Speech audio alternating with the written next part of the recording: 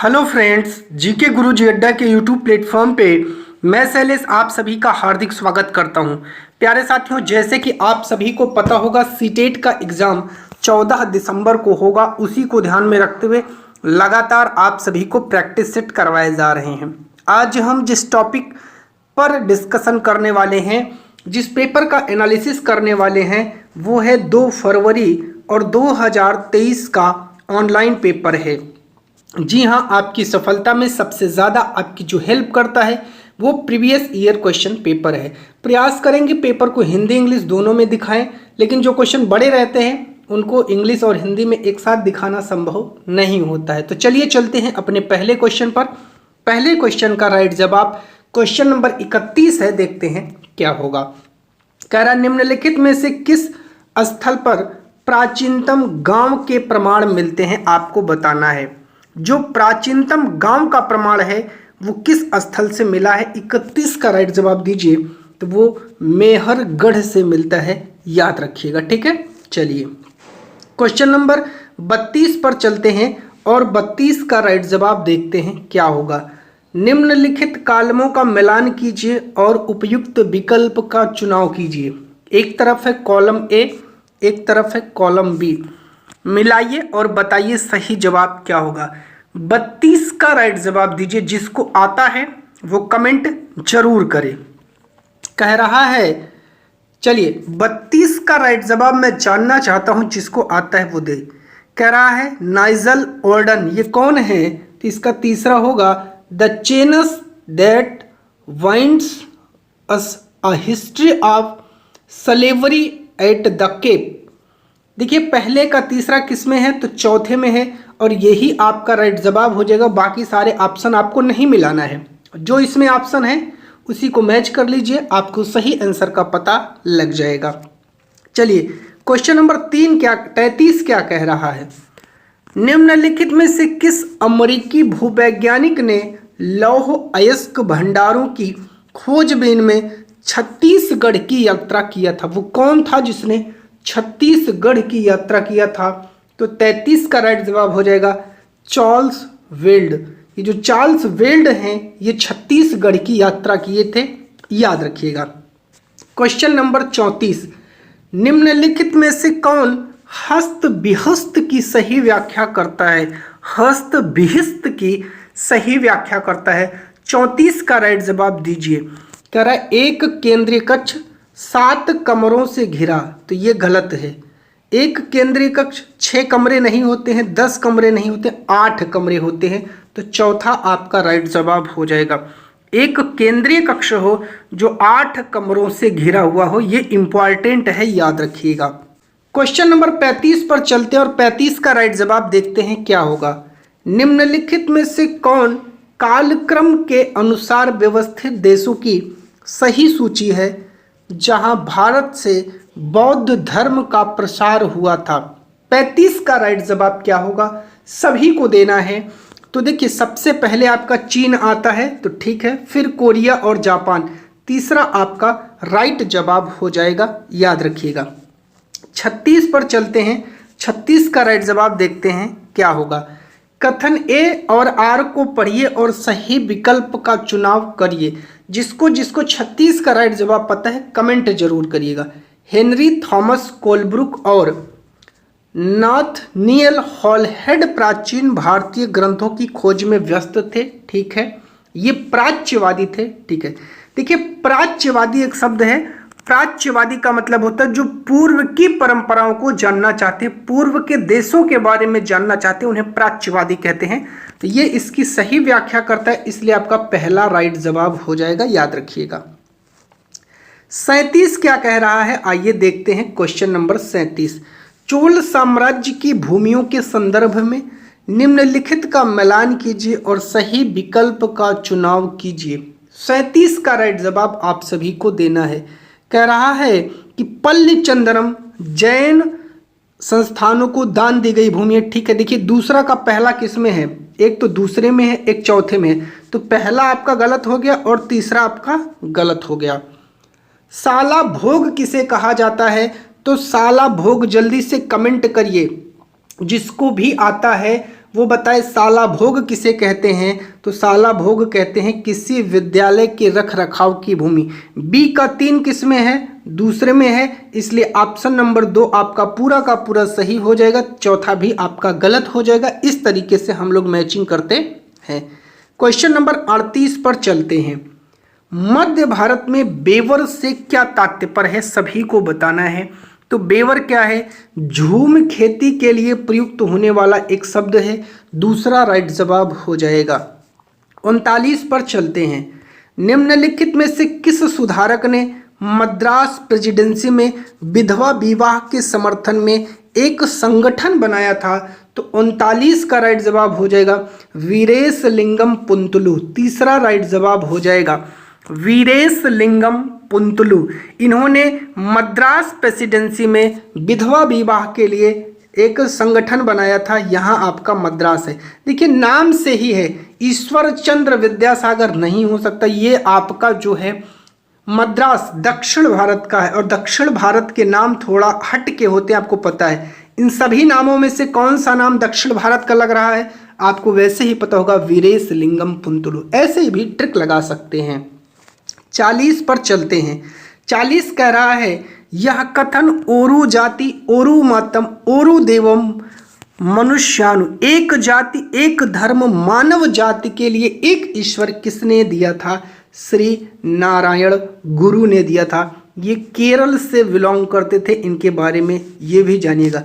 ये है आपका भारत का मैप और यहाँ पर आपका पड़ता है केरल, ठीक है। तो श्री नारायण गुरु आपका 40 का दूसरा राइट जवाब हो जाएगा, ठीक है। चलिए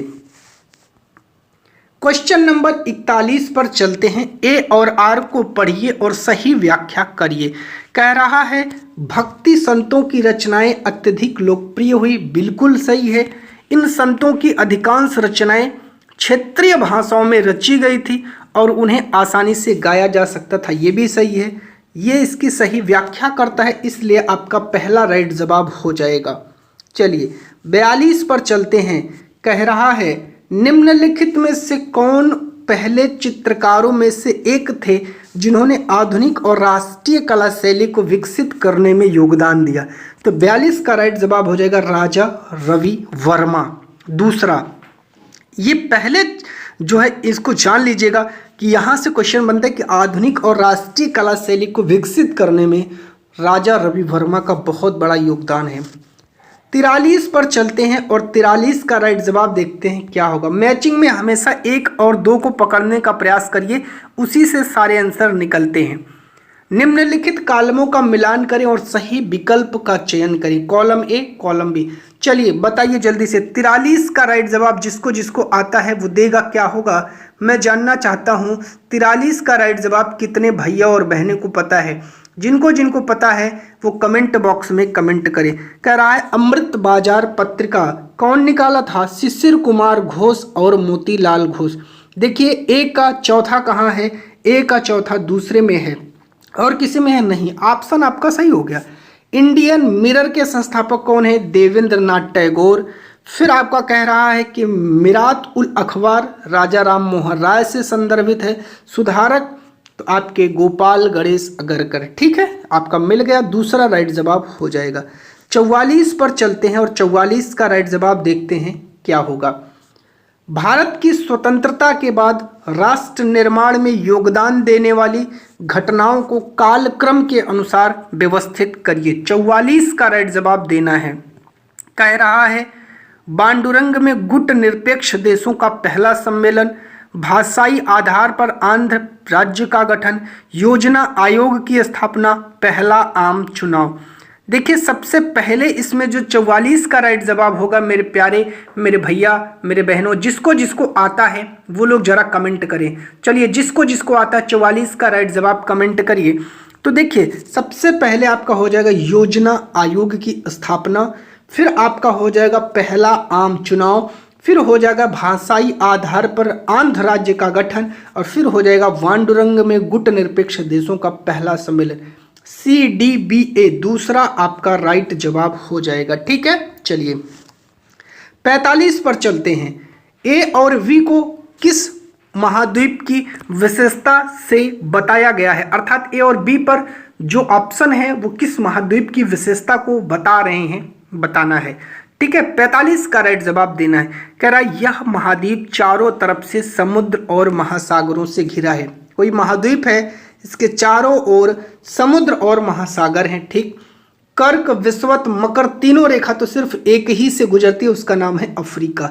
ये चौथा ऑप्शन सही है, इसको नोट कर लीजिएगा। ये क्वेश्चन फिर से एग्जाम में रिपीट हो सकता है, इंपॉर्टेंट है।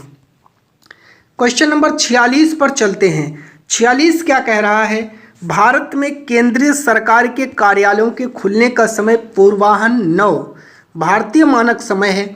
भोपाल के समीप 77 डिग्री 15 मिनट पूर्वी देशांतर पर और गंगटोक के समीप 88 डिग्री 30 पूर्वांतर पर स्थित केंद्रीय सरकार के कार्यालयों के खुलने का स्थानीय समय क्या होगा। इस प्रश्न का उत्तर जो है जिसको जिसको आता है वो कमेंट बॉक्स में करें। 46 का राइट जवाब जल्दी से देने का प्रयास करें, मैं जानना चाहता हूं।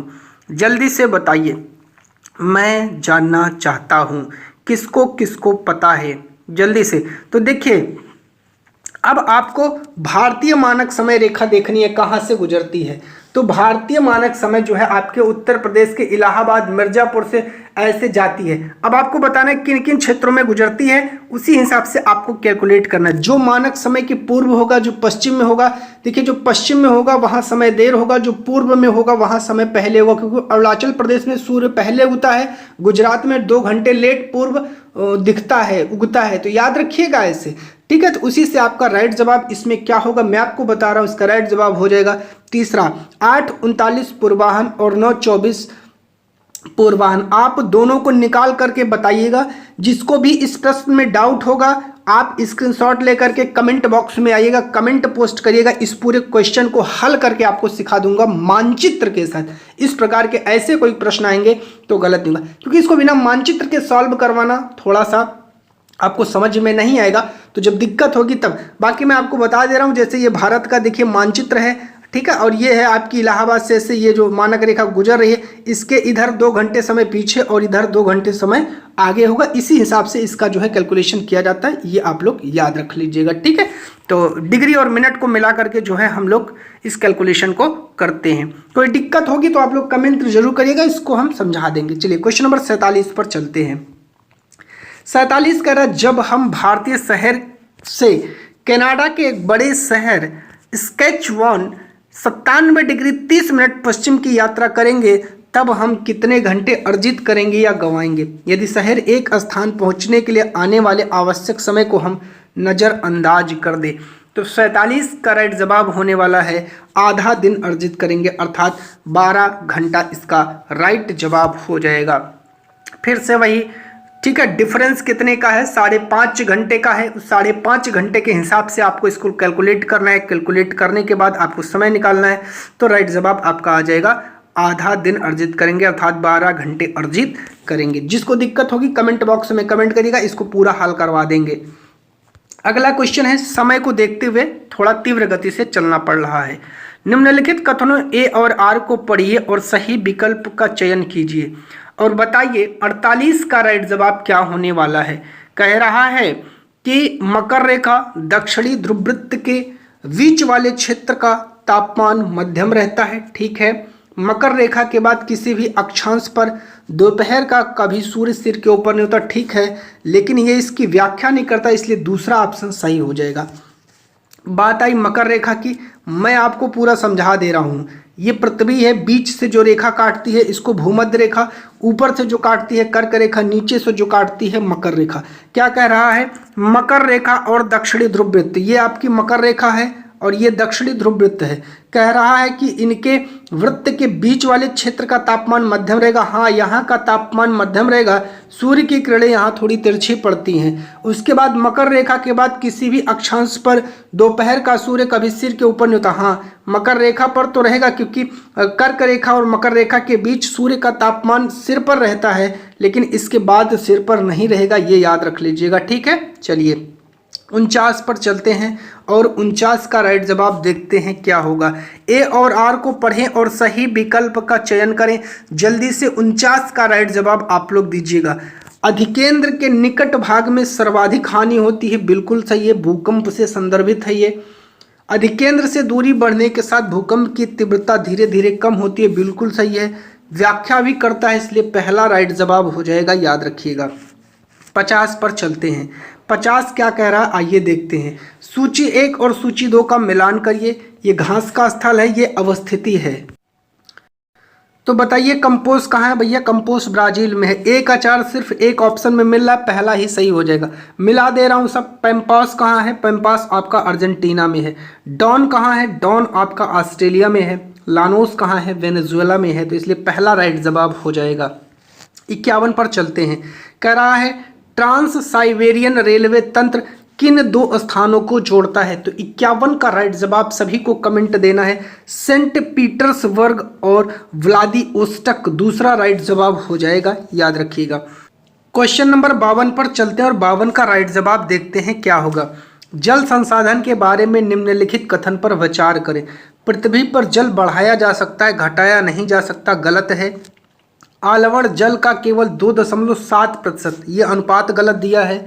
लगभग 3.5 अरब वर्ष पहले जीवन आदि महासागरों से प्रारंभ हुआ, सी राइट है। तो आपका दूसरा राइट जवाब हो जाएगा केवल सी। 53 पर चलते हैं और 53 का राइट जवाब क्या होगा देखते हैं। हवाई जहाज उड़ाने के लिए समतापमंडल को क्या आदर्श बनाता है? 53 का राइट जवाब दीजिए। तो बादलों से मुक्त होना ठीक है, मौसम संबंधी घटनाओं से मुक्त होना ठीक है, विभिन्न प्रकार की गैसों से मुक्त होना तो गलत है। तो ए और बी राइट जवाब आपका दूसरा हो जाएगा, याद रखिएगा। ठीक है, चलिए क्वेश्चन नंबर 54 पर चलते हैं और 54 का राइट जवाब देखेंगे क्या होगा। निम्नलिखित कथनों में से उष्ण कटिबंधीय सदाबहार वन के बारे में कौन सा सही है? 54 का राइट जवाब आपको देना है। तो चलिए, ये वन भूमध्य रेखा एवं उष्ण कटिबंध के पास पाए जाते हैं, ठीक है। ये क्षेत्र गर्म होते हैं एवं पूरे वर्ष यहाँ अत्यधिक वर्षा होती, ठीक है। मौसम शुष्क नहीं होता है, गलत हो जाएगा। थोड़े समय के लिए अपनी पत्तियां झाड़ते हैं, गलत है। तो ए और बी राइट जवाब हो जाएगा ऑप्शन नंबर 3, याद रखिएगा। 55 पर चलते हैं और 55 का राइट जवाब देखते हैं क्या होगा। निम्नलिखित में से कौन से कारणों से लोग ग्रामीण से शहरी क्षेत्रों की ओर जाते हैं? 55 का राइट जवाब आपको देना है। रोजगार की तलाश में, ठीक है। शिक्षा की तलाश में, ठीक है। बेहतर स्वास्थ्य सुविधा के लिए, ठीक है। बेहतर आवास की तलाश में, ये जरूरी नहीं है। तो ए बी सी आपके राइट जवाब हो जाएंगे चौथा। चलिए 56 पर चलते हैं और 56 पर देखते हैं इसका राइट जवाब क्या होगा। ए और आर को पढ़ना है और सही जवाब देना है, ठीक है। तो ए और आर को पढ़ते हुए सही जवाब दीजिए।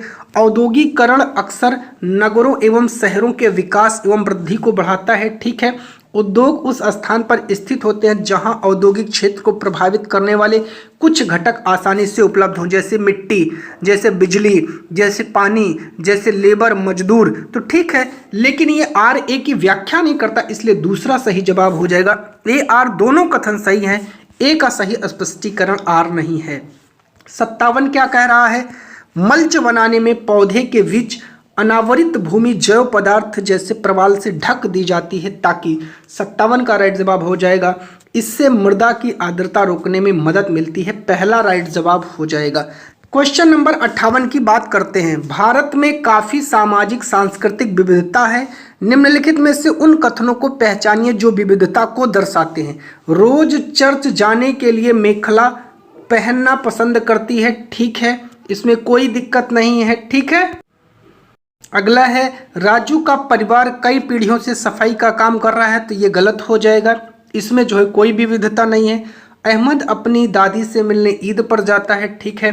रवि अपने बहनों से मिलने और उनके साथ समय बिताने तीज के समय अपने गृहनगर जाता है, तो डी भी सही है। ए सी डी आपका तीसरा राइट जवाब हो जाएगा, ठीक है। चलिए बात करते हैं अगले क्वेश्चन 59 की और देखते हैं इसका राइट जवाब क्या होने वाला है। कह रहा है खबर लहरिया एक पाक्षिक समाचार पत्र उदाहरण है। तो 59 का राइट जवाब जिसको भी पता है वो लोग दे दें। तो ये क्या है? स्थानीय संचार माध्यम का दूसरा राइट जवाब हो जाएगा। क्वेश्चन नंबर 60 पर चलते हैं। एक समाचार पत्र में संतुलित रिपोर्ट के लिए किन तत्वों की आवश्यकताएं होती हैं? 60 का राइट जवाब आप सभी को देना है। तो कहानी के सभी पक्षों का वर्णन, ठीक है। निष्पक्षता, ठीक है। सत्ताधारी दल का पक्ष लेना बिल्कुल गलत है।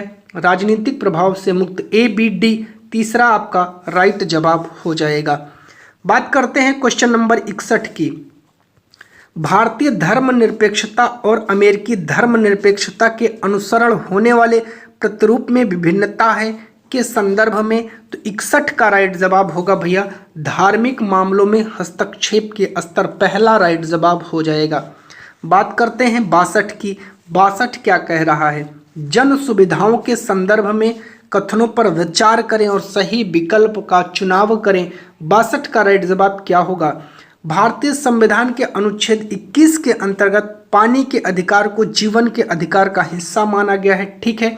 हर व्यक्ति अमीर गरीब का यह अधिकार है कि उसे दैनिक जरूरतों को पूरा करने के लिए पर्याप्त मात्रा में पानी मुफ्त मिले, ये गलत है। तो ए सही और बी गलत, तीसरा राइट जवाब हो जाएगा। क्वेश्चन नंबर 63 क्या कह रहा है?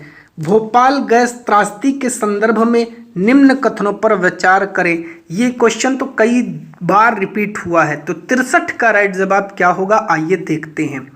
कह रहा है 1980 के शुरुआती वर्षों तक पर्यावरण एक मुफ्त चीज माना जाता था। किसी भी उद्योग को हवा पानी में प्रदूषण छोड़ने की खुली छूट मिली थी, ठीक है। यूनियन कार्बाइड कंपनी ने गैस लीक से हुए प्रदूषण से निपटने के लिए अच्छे खासे पैसे खर्च किए थे, ये गलत है। ए सही और बी गलत, तीसरा राइट जवाब हो जाएगा।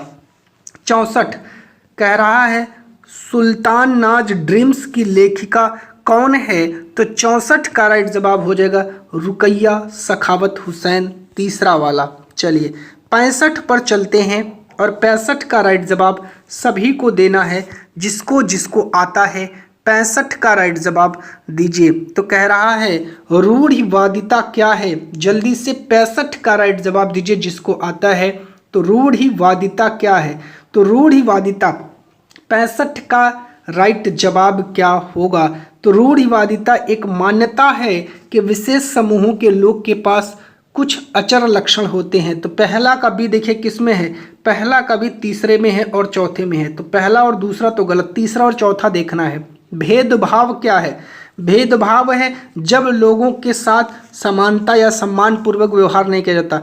तो दूसरे का सी इसमें है, तो तीसरा आपका राइट जवाब हो जाएगा। याद रखिएगा चौथा भी आपका गलत हो जाएगा, ठीक है। चलिए बात करते हैं 66 की। क्या कह रहा है? किस अधिकार के निरस्त होने के मामले में व्यक्ति शिकायतों के ऊपर पुनर्विचार करने के लिए सर्वोच्च न्यायालय में रिट या याचिका दाखिल कर सकता है? तो 66 का राइट जवाब होगा मौलिक अधिकार, फंडामेंटल राइट। अगला क्वेश्चन है 67। भारतीय संविधान के अनुसार कौन से मौलिक दायित्वों के अंतर्गत आते हैं? आपको 67 का राइट जवाब देना है। 67 का राइट जवाब क्या होगा? वैज्ञानिक स्वभाव का विकास करना, ठीक है। बुजुर्गों की देखभाल करना, बिल्कुल नहीं। हर आम चुनाव में वोट देना, बिल्कुल नहीं। अभिभावकों के छोटे बच्चों को विद्यालय भेजना, ठीक है। ए और डी तीसरा राइट जवाब हो जाएगा। 68 पर चलते हैं। कह रहा है संविधान के किस अनुच्छेद में दिया गया है कि राज्य का यह कर्तव्य है कि वह ऐसे नागरिकों को एक वकील की सेवाएं प्रदान करे जो कमजोर सामाजिक आर्थिक स्थितियों या अन्य प्रकार की अक्षमताओं के कारण अपना वकील रखने में असमर्थ हैं? तो 68 का राइट जवाब हो जाएगा अनुच्छेद 39A दूसरा। 68 का राइट जवाब हो जाएगा दूसरा अनुच्छेद 39A। फिर से याद रखिएगा, इंपॉर्टेंट है। क्वेश्चन नंबर 69 पर चलते हैं। भारत के संविधान ने विभिन्न प्रकार के सांस्कृतिक अधिकारों के अनुदान द्वारा विशिष्ट सांस्कृतिक और धार्मिक समूहों को सांस्कृतिक न्याय सुनिश्चित करने का प्रयास किया। यह इसीलिए किया गया ताकि यह सुनिश्चित किया जा सके कि इन समूहों की संस्कृति। 69 का राइट जवाब क्या हो जाएगा? संस्कृति पर बहुसंख्यक समुदाय की संस्कृति द्वारा प्रभुत्व न जमाया जाए, दूसरा राइट जवाब हो जाएगा। 70 की बात करते हैं। क्या कह रहा है? ए और बी को पढ़िए और सही विकल्प का चुनाव करिए। कह रहा है भारत सरकार विभिन्न उपाय करती है, जैसे कि हाशियाई समूहों के लिए समिति का गठन और सर्वेक्षण करना। ठीक है, यह उपाय इसलिए किए जाते हैं ताकि ये समूह उन राजनीतिक दलों जो सरकार चला रहे हैं की भूमिका की सराहना और मान्यता दें। ऐसा नहीं है। ए सही, बी गलत, तीसरा राइट जवाब हो जाएगा। चलिए क्वेश्चन नंबर 71 पर चलते हैं। निम्नलिखित में से कौन सा भारत के इतिहास का विभाजन जेम्स मिल द्वारा किया गया है, सभी को बताना है। तो दूसरा राइट जवाब हो जाएगा हिंदू, मुस्लिम और ब्रिटिश। 71 का राइट जवाब आपका दूसरा हो जाएगा। क्वेश्चन नंबर 72 क्या कह रहा है, सामाजिक विज्ञान के शिक्षण के लिए निम्नलिखित में से किन परिप्रेक्ष्यों को उपयुक्त माना जाएगा। 72 का राइट जवाब क्या होगा, अधिगम की प्रक्रिया बच्चों और शिक्षकों दोनों में जांच और रचनात्मकता की भावना को बढ़ा देती है। ठीक है, अवधारणाओं को विविधतापूर्ण समुदायों के सजीव अनुभवों द्वारा स्पष्ट किया जाना। ठीक है, बोधगम्यता के लिए भाषा को सरलीकृत नहीं करना चाहिए, गलत है, करना चाहिए। तो पहला राइट जवाब हो जाएगा इसका, याद रखिएगा। क्वेश्चन नंबर 73 पर चलते हैं और 73 का राइट जवाब देखते हैं क्या होगा। जिस भी भाई को 73 का राइट जवाब पता हो वो जरूर दे देगा। सामाजिक विज्ञान कक्षाओं में फिल्में प्रदर्शित करना एक प्रभावी शिक्षा शास्त्रीय विधि हो सकती है, क्योंकि यह सामाजिक वास्तविकताओं के बारे में एकमात्र, तो एकमात्र आ गया तो ऑप्शन गलत। यह शिक्षण की एकरसता को भंग करेगा, तो ये भी गलत। यह उन सामाजिक संदर्भों वास्तविकताओं को आगे ले जाने में सहायता करता है जो अपेक्षित और अनसुनी है। बिल्कुल तीसरा राइट जवाब हो जाएगा। ठीक है, चलिए क्वेश्चन नंबर 74 पर चलते हैं और इसका राइट जवाब देखते हैं क्या होगा। जिसको पता हो कमेंट करिएगा। 74 का राइट जवाब कह रहा, सामाजिक विज्ञान के एक शिक्षक को कक्षा में सामाजिक रूप से संवेदनशील मुद्दों की चर्चा के दौरान छात्रों के अंदर उठ रहे विचारों और चिंताओं को अभिव्यक्त करने के लिए प्रेरित करना चाहिए। बताइए 74 का राइट जवाब दीजिए। तो बिल्कुल सही है, बिल्कुल प्रेरित करना चाहिए। सामाजिक विज्ञान के एक शिक्षक को कक्षा में संवेदनशील मुद्दे नहीं उठाना चाहिए, गलत है, बिल्कुल उठाना चाहिए। ए सही, बी गलत, तीसरा आपका राइट जवाब हो जाएगा। क्वेश्चन नंबर 75 कह रहा, निम्नलिखित में से जलवायु परिवर्तन को आरंभ करने के लिए सबसे अच्छा तरीका कौन सा है। तो 75 का राइट जवाब हो जाएगा भैया केस या वृत्त का अध्ययन। ठीक है, केस स्टडी जिसको बोलते हैं।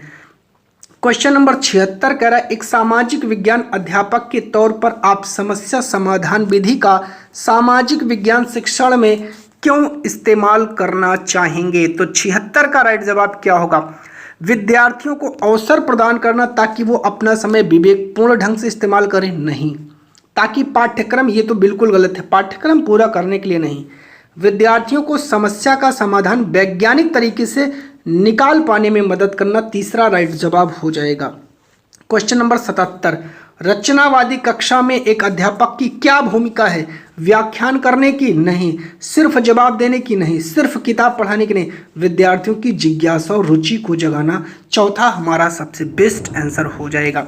चलिए 78 पर चलते हैं। 78 क्या कह रहा है, देखते हैं, पढ़ते हैं और इसका सही जवाब देते हैं। कह रहा है, संकल्पनाओं की समझ जो वैध कथन है हमें बताना है। सामाजिक विज्ञान की कक्षा के लिए संकल्पनाओं की समझ या बोध को प्रोत्साहित करने के लिए यह सुझाव दिया गया है कि शिक्षक को जहां भी संभव हो परिभाषाओं के अध्यापन से बचना चाहिए। ठीक, संकल्पनात्मक समझ को प्रोत्साहित करने के लिए शिक्षक को विद्यार्थियों को चिंतन के लिए प्रेरित करने व प्रश्न पूछने चाहिए। ठीक, ए और बी दोनों सही, तीसरा राइट जवाब हो जाएगा। क्वेश्चन नंबर 79 कह रहा है, लिंग बोध, जेंडर एवं व्यवहार के संदर्भ में विद्यार्थियों में रूढ़िबद्ध धारणा को चुनौती देने के लिए निम्नलिखित में से कौन सा श्रेष्ठ उदाहरण है। लड़कियां रोती हैं, नहीं। लड़के नहीं रोते, नहीं। लड़कियां जोर से हंसती हैं। तीसरा राइट जवाब हो जाएगा। क्वेश्चन नंबर 80 क्या कह रहा है, आइए देखते हैं। जिसको जिसको ऑप्शन पता हो वो फटाफट देने का प्रयास करे। 80 कह रहा है, निम्नलिखित प्रश्नों में से कौन सा प्रश्न विद्यार्थियों में आलोचनात्मक चिंतन को बढ़ा देता है। आलोचनात्मक मतलब जो पक्ष की बात विपक्ष की बात को सोच समझ करके जवाब दे दे, वही है आलोचनात्मक। मौर्य वंश के पतन के क्या कारण थे, बिल्कुल ठीक है। कौन सी सामाजिक बुराइयां थी जिन्होंने अतीत में भारतीय महिलाओं की प्रतिष्ठा को धूमिल किया, ठीक है। द्वितीय विश्व युद्ध के कारण और परिणाम, ठीक है। किर्थर और सुलेमान वन किस देश में है? फिक्स आंसर है। इतिहास में वे किस कारण प्रसिद्ध हैं? ये भी फिक्स है। डी हमारा नहीं होगा, ए बी सी पहला राइट जवाब हो जाएगा। तो 80 का क्या हो जाएगा मेरे भैया? 80 का पहला हो जाएगा। क्वेश्चन नंबर 81 पर चलते हैं। भूगोल में यात्रा पद्धति अध्यापन के लिए किस सिद्धांत पर आधारित है? प्रेक्षण का सिद्धांत, याद रखिएगा। 82 पर चलते हैं। ए और बी पर विचार करना है, सही विकल्प का चयन करना है। जब सामाजिक विज्ञान पाठ्यचर्या सामग्रियां स्थानीय विषय वस्तु को समाविष्ट करती हैं, वे शिक्षकों के लिए कक्षा में स्थानीय संसाधनों के उपयोगी हेतु अवसर देती हैं, बिल्कुल सही है। भिन्न भिन्न क्षेत्रों और सामाजिक समूहों से आने वाले लोग सामाजिक विज्ञान से तभी जुड़ पाते हैं जब वे स्थानीय क्षेत्र से संबंधित विषय वस्तु को जगह मिलती है, बिल्कुल ठीक है, इसमें कोई दिक्कत नहीं है, बी भी सही है। तो अगला है आपका, इसका राइट जवाब हो जाएगा मेरे भैया ए और बी दोनों सही हैं। 82 के बाद क्वेश्चन नंबर 83 पर चलते हैं और 83 की फटाफट देख लेते हैं व्याख्या क्या है और इसका राइट जवाब क्या हो जाएगा। चलिए जल्दी से। सामाजिक विज्ञान की सीमाओं को तोड़ना और उपागमों के अनेकत्व का उपयोग कथ्यपरक थीमेटिक सामाजिक विज्ञान पाठ्यचर्या को विकसित करने में सहायता करता है, ठीक। कथ्यपरक थीमेटिक उपागम विद्यार्थियों की सामाजिक मामलों को बेहतर रूप से समझने में सहायता करती है, ठीक। दोनों सही हैं, व्याख्या भी कर रहा है, ये पहला राइट जवाब हो जाएगा। 83 के बाद अगला क्वेश्चन है 84। 84 का राइट जवाब देखते हैं क्या होगा। कह रहा है सामाजिक विज्ञान की पाठ्यपुस्तक में चित्रण और चित्र क्यों दिए गए हैं? आकर्षक और मनोहर दिखाने के लिए नहीं दिए गए हैं, वे बच्चों को कल्पना करने, स्थिति के साथ जुड़ने में सहायता करते हैं जिससे उन्हें अनुभव ना किया हो, जिस चीज़ का अनुभव ना किया हो, ठीक है, बी सही है। वे स्वतः स्पष्ट और शिक्षण भार को कम करते हैं, ठीक है। वे विद्यार्थियों को प्रेरित करते हैं कि आसानी से पाठ्य पुस्तक में दिए गए सामग्री पर काम कर सकते हैं। तो देखिए 84 में डी वाला ऑप्शन आपका नहीं सही होगा, ठीक है, ये गलत हो जाएगा। बी और सी सही है तो दूसरा राइट जवाब हो जाएगा। 85 पर चलते और 85 का राइट जवाब देखते हैं क्या होगा। जिसको पता हो फटाफट कमेंट कर दे ऑप्शन में आकर के, मैं जान जाऊंगा। कह रहा कौन सा कथन समाज विज्ञान में परियोजना कार्य प्रोजेक्ट कार्य करने की श्रेष्ठ व्याख्या करते हैं? यह शिक्षक को पाठ्यक्रम के कुछ हिस्सों पर केंद्रित करने में मदद करता है क्योंकि छात्र कुछ विषय वस्तु प्रोजेक्ट के जरिए समाप्त कर सकते हैं, बिल्कुल गलत है, कुछ विषय नहीं। छात्र स्वतंत्र सोच व कार्य प्रणाली विकसित करते हैं, ठीक। यह छात्रों की पठन कौशल को विकसित करता है, ठीक। छात्रों को अपने तर्क निर्माण करने में स्वतंत्रता देता है, ठीक। बी सी डी चौथा आपका राइट जवाब हो जाएगा 85 का। 86 पर चलते हैं। 86 क्या कह रहा है आइए देखते हैं। कह रहा निम्नलिखित में से कौन सा प्रश्न विद्यार्थियों को संप्रत्यय अवधारणात्मक समझ का आकलन करते हैं? तो इस समझ का आकलन कौन करते हैं? 86 का राइट जवाब देना है। संसाधन क्या है? स्वामित्व के आधार पर संसाधनों का वर्गीकरण, बिल्कुल ठीक है। वित्त कमीशन क्या है? राज्य वित्त कमीशन के मुख्य प्रकारों पर चर्चा, गलत है। वे सामाजिक बुराइयां कौन सी थी जिन्होंने भूतकाल में भारतीय महिलाओं का स्तर गिरा दिया? सी ठीक है। सार्वभौमिकता की प्रकृति एवं प्रभाव की व्याख्या, डी ठीक है। तो ए सी डी तीसरा आपका राइट जवाब हो जाएगा, याद रखिएगा। अगला क्वेश्चन है हमारा 87 और इसका राइट जवाब सभी को देना है, क्या होगा। निम्नलिखित में से कौन से सतत एवं व्यापक मूल्यांकन के उपयुक्त हो सकते हैं? कक्षा में औपचारिक और अनौपचारिक अवलोकन करना, ठीक। अधिगमकर्ता केंद्रित गतिविधियों को अपनाना, ठीक। बारंबार कलम और कागज परीक्षणों का आयोजन करना, ये तो एकदम गलत है। परियोजना की जांच आधारित गतिविधियों में सहायता, डी ठीक है। तो चौथा राइट जवाब हो जाएगा। 88 पर चलते हैं। 88 का राइट जवाब देखते हैं क्या होगा। RTE एक्ट 2009 के अनुसार मूल्यांकन प्रक्रमों को विकसित करने के लिए निम्नलिखित में से किसका अनुसरण करना चाहिए? 88 का राइट जवाब सभी को जल्दी से देना है। क्या कह रहा है? संवैधानिक मूल्यों पर विचार करना, ए सही है।